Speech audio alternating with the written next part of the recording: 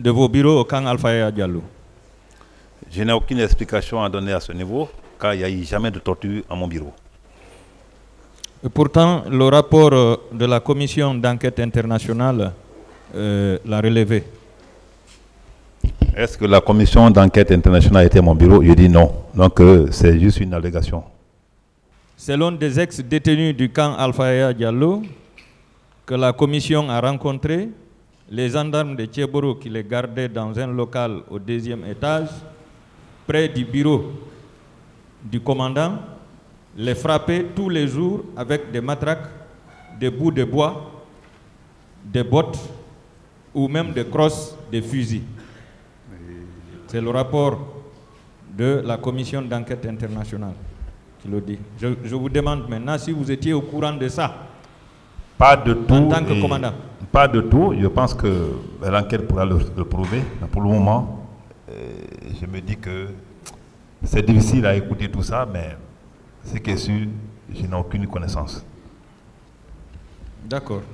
Ces victimes-là défileront ici devant vous.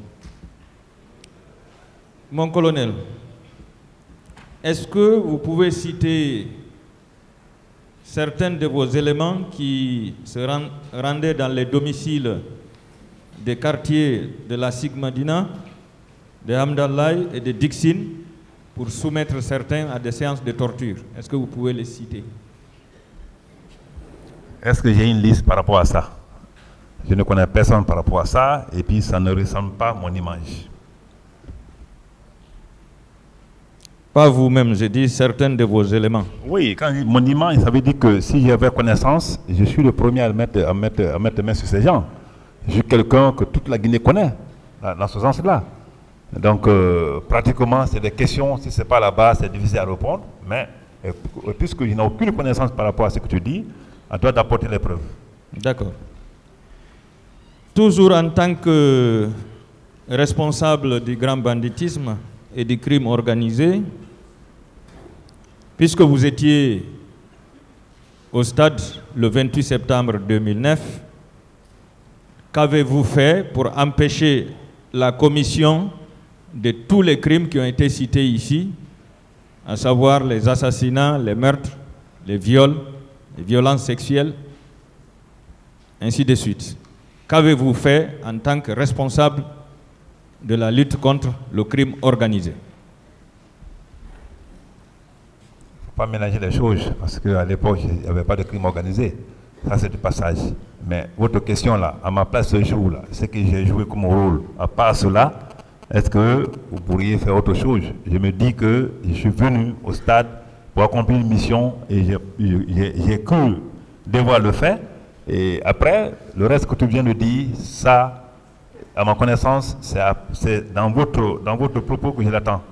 Et ce n'était pas ma mission, parce que franchement, je n'avais pas compris qu'il y avait des cas de viol ou violence, tout. Moi, ce qui m'a intéressé, quand j'ai mis les gens dans ma voiture, j'ai foncé sur l'hôpital.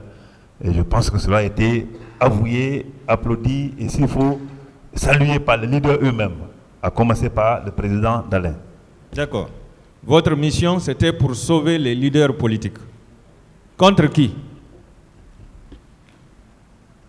Contre qui? Oui. Mais attends, ça c'est quelle question? Oui. C'est une question.